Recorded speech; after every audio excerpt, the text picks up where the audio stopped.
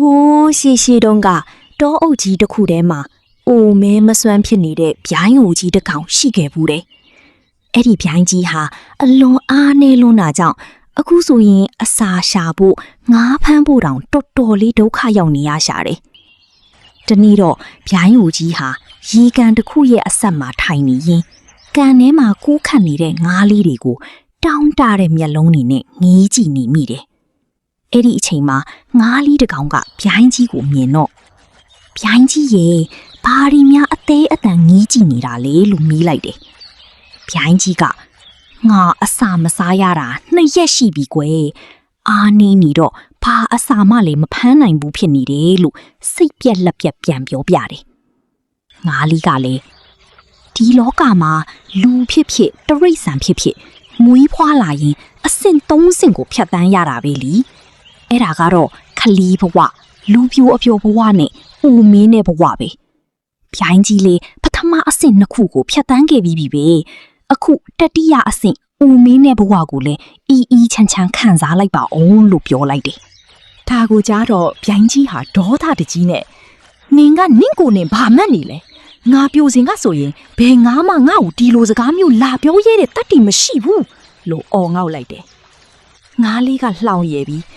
ဒါပေမဲ့အခုတော့ဗျိုင်းကြီးကမပျော်တော့ဘူးလေအခုပျော်တာကကျမဗျိုင်းကြီးကဒီလိုအခြေအနေမျိုးနဲ့ပဲထိုက်တန်ပါတယ်ဗျိုင်းကြီးအသက်ငယ်တုန်းကအရန်စိတ်ပုတ်ပြီးအချစ်မကောင်းခဲ့ဘူးဆိုတာကိုကျမရဲ့အမိနဲ့အဖွားစီကတဆင့်ကြားဘူးပါတယ်အခုတော့ဗျိုင်းကြီးအိုပါပြီဒါကြောင့်ဗျိုင်းကြီးကိုလှောင်ပြောင်ပြီးကျမတို့ရဲ့ဘိုးဘွားမိဘတွေအပေါ်ဗျိုင်းကြီးလှုပ်ခဲ့တဲ့မကောင်းတဲ့အပြုအမူတွေအတွက်ကလဲစားချီတာပဲလို့ပြောပြီးဗျိုင်းကြီးကိုလှောင်ရည်ကထွက်သွားပါလီရောဗျိုင်းအိုကြီးဟာစိတ်မကောင်းစွာနဲ့ထွက်သွားတဲ့ငါးလေးကိုကြည့်ပြီးငါသာလူပြိုပြန်ဖြစ်ရင်တော့ဒီအရသာရှိမဲ့ငါးလေးကိုမလွတ်တမ်းစပွဲပြင်လိုက်မှာလို့တကူတည်းရေးရွတ်နေမိတယ်။ဒါပေမဲ့အဲ့ဒီမြင်ကွင်းကိုအဝေးကတစ်ပင်ပေါ်မှာထိုင်နေတဲ့ခိုးတကောင်ကလှမ်းကြည့်နေမှဗျိုင်းကြီးမသိခဲ့ဘူး။ခိုးဟာချက်ချင်းပဲကြံတန်းသွားပြီးမီနူးမ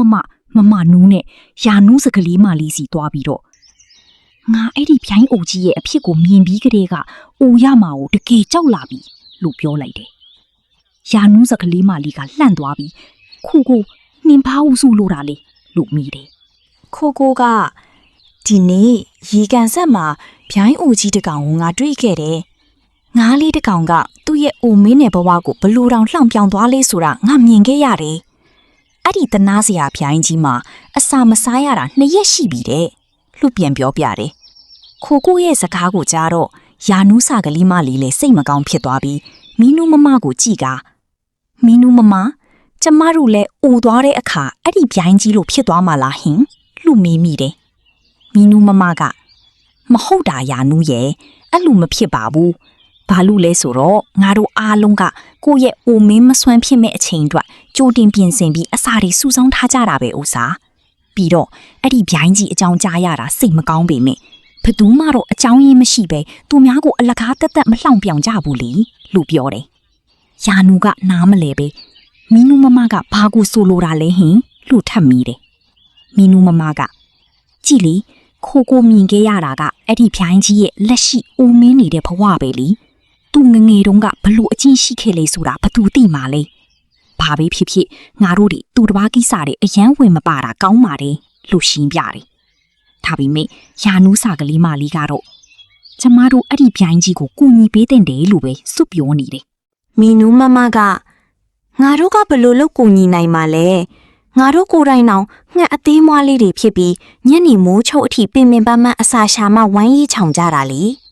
လို့ပြောပြီးထွက်သွားတယ်။ဒါပေမဲ့ယာနူးရဲ့စိတ်ထဲမှာတော့တနာစရာဗျိုင်းအိုကြီးအကြောင်းကပဲထက်ခါတလဲပေါ်လာနေတယ်။သူမဟာစဉ်းစားရင်းနဲ့တောအုပ်ရဲ့အခြားတစ်ဖက်ကိုပြန်တန်းသွားတဲ့အခါစွန်ရဲကြီးတကောင်ကိုလှမ်းမြင်လိုက်ရတယ်။အဲ့ဒီစွန်ရဲကြီးရဲ့ဘေးပတ်လည်မှာတခြားငှက်တွေအများကြီးဝိုင်းအောင်ပြီးရိုးရိုးသေးသေးထိုင်နေကြတာကိုယာနူးတတိထားမိသွားတယ်။ယာနူးကအော်ဒီစွန်ရဲကငါတို့တော့အုပ်ကလည်းမဟုတ်ပါလား။ပြီးတော့ဒီငှက်တွေကဘာလို့သူ့ရှိမှဒီလောက်တောင်ရိုးရိုးသေးသေးထိုင်နေကြတာလဲ။ငါသွားကြည့်မှဖြစ်မယ်လို့တွေးပြီးပြန်တန်းသွားတယ်။ယာနူးကအဲ့ဒီနားကကြီးကန်းမင်းကြီးတကောင်ကိုကြီးကန်းကြီး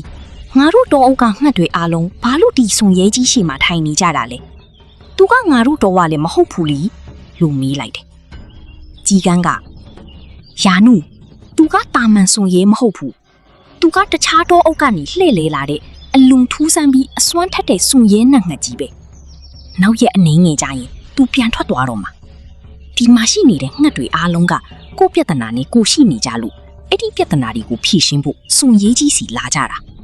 လို့ပြောပြတယ်။ယာနူးစာကလေးမလေးကလောင်ရဲပြီးနင်းစီကဒီလိုအယူသီးတဲ့စကားမျိုးကြားရလိမ့်မယ်လို့ငါမထင်ထားဘူးလို့ပြောလိုက်တယ်။ကြီးကန်းကလည်းမဟုတ်ဘူးယာနူးဒီစွန်ရဲကြီးရဲ့အစွမ်းအစတွေကိုငါကိုယ်တိုင်မျက်ဝါးထင်ထင်တွေးခဲ့ရတာလို့အတီပေါက်ပြောတယ်။အဲ့ဒီအချိန်မှာစွန်ရဲကြီးကယာနူးကိုလှမ်းကြည့်ပြီးငါကအလိန်ညာစွန်ရဲမဟုတ်ဘူး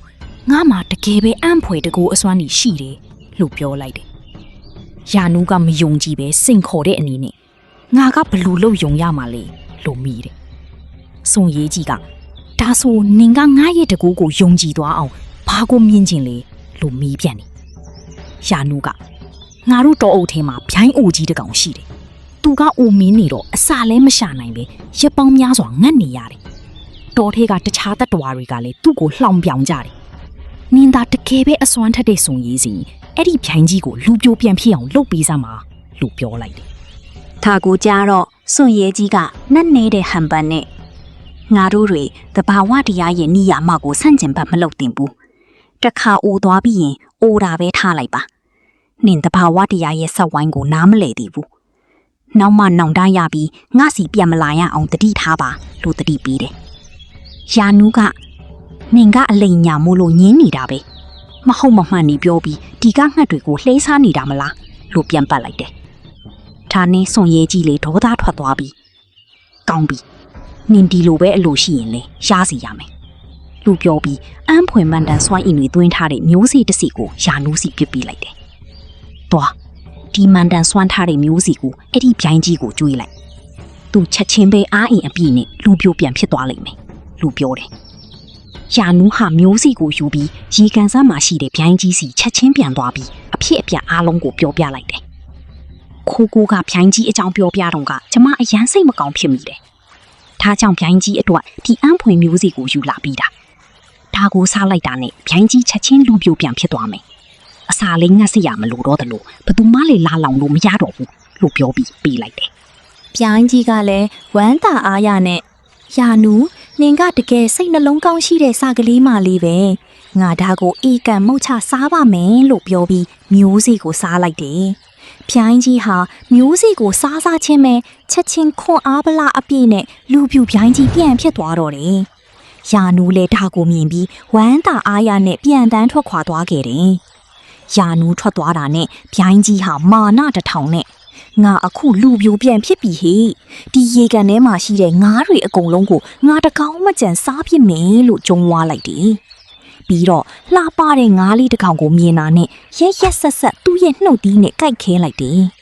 ငါးလေးကတုံရီနေတဲ့အတန်နဲ့ကျမကိုလှုပ်ပါအောင်လို့တောင်းပန်ရှာတယ်ဗျိုင်းကြီးက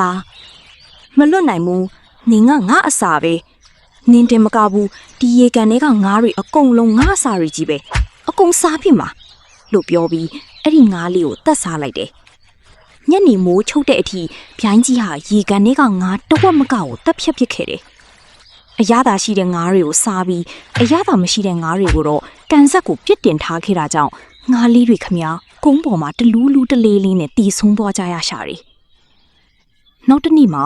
ခိုကိုကသူ့ရဲ့သားသမီးခိုကလေးကိုပြန်တန်းပြီးတင်ပြီးအဲ့ဒီနားကဖြတ်ပြန်လာတယ်။လူပြိုပြန်ဖြစ်နေတဲ့ဗျိုင်းကြီးကိုမြင်တော့ခိုကိုကဝမ်းသာအားရနဲ့ဗျိုင်းကြီးနာဆင်းသက်ပြီးဗျိုင်းကြီးလူပြိုပြန်ဖြစ်လာတာတွေ့ရတာတကယ်ပဲဝမ်းသာပါတယ်လို့ပြောတယ်။အဲ့ဒီအချိန်မှာကန်ဆက်မှာတီဆုံးနေတဲ့ငါးတွေကိုခိုကိုမြင်သွားပြီးဒါတွေကဘာဖြစ်တာလဲလို့မေးတယ်။ဗျိုင်းကြီးကဟန်ဆောင်ပြီးဝမ်းနေတဲ့မျက်နှာနဲ့မနီးများကဘာဖြစ်သွားလဲမသိဘူး။ငါးတွေအကုန်လုံးကန်ထဲကနေအပြင်ကိုအလိုလိုခုန်ထွက်လာပြီးတီကုန်ကြတာလို့လိန်ပြောလိုက်တယ်။ခိုးကစိတ်မကောင်းစရာပဲဒါပေမဲ့လည်းဒီငါးတွေကဗျိုင်းကြီးကိုခဏခဏလှောင်ကြတာကိုဒါနဲ့ငါအရေးကြီးကိစ္စလေးတစ်ခုရှိလို့ငါသားလေးကိုပြန်တန်းပြီးတင်ပေးနေတာဆိုတော့ငါကိစ္စသွားလုပ်တုံးလေး ခဏလောက်ငါသားလေးကိုစောင့်ရှောက်ပေးထားလို့ရမလားဟင်လို့အကူညီတောင်းတယ်ဗျိုင်းကြီးကရတာပေါ့ဘာလို့မရရမှာလဲနင်အေးအေးဆေးဆေးသာသွားငါနင့်သားလေးကိုတီတီချာချာကြည့်ထားပေးပါမယ်လို့ပြောလိုက်တယ်ခူကူထွက်သွားတာနဲ့ဗျိုင်းကြီးဟာခူကလေးကိုတရေယိုချင်းစရာမျက်လုံးတွေနဲ့စိုက်ကြည့်တော့တာပဲတကယ်တော့ဗျိုင်းကြီးဟာလူပြိုတုံးကခူသားကိုအလွန်ကြိုက်နှစ်သက်ခဲ့တာဖြစ်တယ်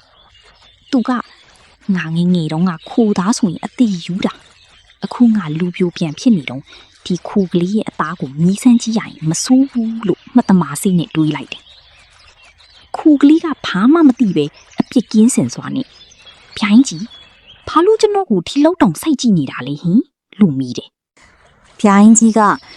နင့်ကိုကြည့်ပြီးငါဖိုက်ပူစားလာလို့လေလူပြောပြီးခိုးကလေးကိုသူ့ရဲ့နှုတ်သီးနဲ့ရက်ရက်ဆက်ဆက်တပ်ဖြတ်ပြီးစားပစ်လိုက်ပါတော့တယ်ခေတ္တမြကြလို့ခိုးကူပြန်လာတဲ့အခါသူ့သားလေးကိုမတွေ့တော့တာနဲ့ဟေးငါသားလေးပဲရောက်သွားလေလူပြပြတလဲမိတယ်အဲ့ဒီအချိန်မှာရေကန်တဲကငါးလေးတစ်ကောင်ကရေပေါ်တက်လာပြီးနင့်သားလေးကိုဒီပြိုင်းကြီးပဲတတ်စားလိုက်တာလို့အမှန်အတိုင်းလှမ်းပြောပြတယ်ခိုးကူဟာမယုံနိုင်တဲ့မျက်လုံးတွေနဲ့ပြိုင်းကြီးကိုကြည့်တယ်ဗျိုင်းကြီးကမာနထောင်လွှားစွာနဲ့အေးငါစားလိုက်တာဟုတ်တယ်ဘာဖြစ်လဲငါကအသားကြိုက်တယ်ပြီးတော့နင့်သားရဲ့အသားကအယမ်းအရသာရှိတယ်လူပြောတယ်ခိုးကိုကငိုယူပြီးနင်တော်တော်ရုံမာတာပဲလူပြောတယ်ဗျိုင်းကြီးကလှောင်ရည်ပြီးဒါဆိုရင်နင်ကငါ့ကိုဘာလုပ်နိုင်မှာမို့လို့လဲနင်ကကိုရှင်းနိုင်လို့လားလို့ပြန်ပြောတယ်ခိုးကိုလည်းအခြေအနေကိုသဘောပေါက်သွားပြီးဒါဆိုဒီရေကန်ထဲကငါးတွေကိုတတ်တာလဲနင်ပဲပေါ့လို့ပြောပြီးယာနူးစာကလေးမလေးစီငူယူကပြန်တန်းသွားပြီးအဖြစ်အပျက်အားလုံးကိုပြောပြလိုက်တယ်ယာနူးငါအကြီးကျယ်မားသွားတယ်အဲ့ဒီပြိုင်းကြီးကအိုနေတာပဲကောင်းတာလို့ပြောရှာတယ်ယာနူးလဲထိတ်လန့်တုန်လှုပ်သွားပြီးခိုးကိုရဲ့သားလေးတည်ဆုံးသွားရတဲ့အတွက်ငါတကယ်ပဲစိတ်မကောင်းပါဘူးပြီးတော့ငါ့ကိုငါလေးနှောင်ထားရမိတယ်အဲ့ဒီစွန်ရဲကြီးပြောခဲ့တာတကယ်မှန်တာပဲမတို့တဘာဝတရားရဲ့နိယာမကိုတွားပြီးမပြောင်းလဲသင့်ဘူးလာငါနဲ့လိုက်ခဲ့လို့ပြောပြီးခိုးကိုကိုခေါ်ကစွန်ရဲနှက်ငတ်ကြီးစီပြန်သွားကြတယ်ယာနူးကစွန်ရဲကြီးရှိမှမျက်ရည်ကျရင်ကျမကိုခွင့်လွတ်ပါစွန်ရဲကြီးကျမနင်စကားကိုမနားထောင်မိခဲ့ဘူးလို့တောင်းပန်နေစွန်ရဲကြီးကတီးငင်စွာနေပဲရပါတယ်အခုလေအရာအားလုံးပျက်စီးသွားပြီတော့မဟုတ်သေးပါဘူးလို့ပြောပြီးနောက်ထပ်မျိုးစေ့တစ်စီးကိုယာနူးရှိပစ်ပေးလိုက်တယ်ဒီမျိုးစေ့ကိုအဲ့ဒီပြိုင်းကြီးရဲ့အပေါ်ကနေပစ်ချလိုက်သူချက်ချင်းပြန်အိုသွားလိမ့်မယ်လို့လမ်းညွှန်နေယာနူးဟာမျိုးစေ့ကိုယူပြီးရေကန်စီချက်ချင်းပြန်တန်းသွားကအပေါ်ကနေပြိုင်းကြီးရဲ့ကိုယ်ပေါ်ကိုပစ်ချလိုက်တယ်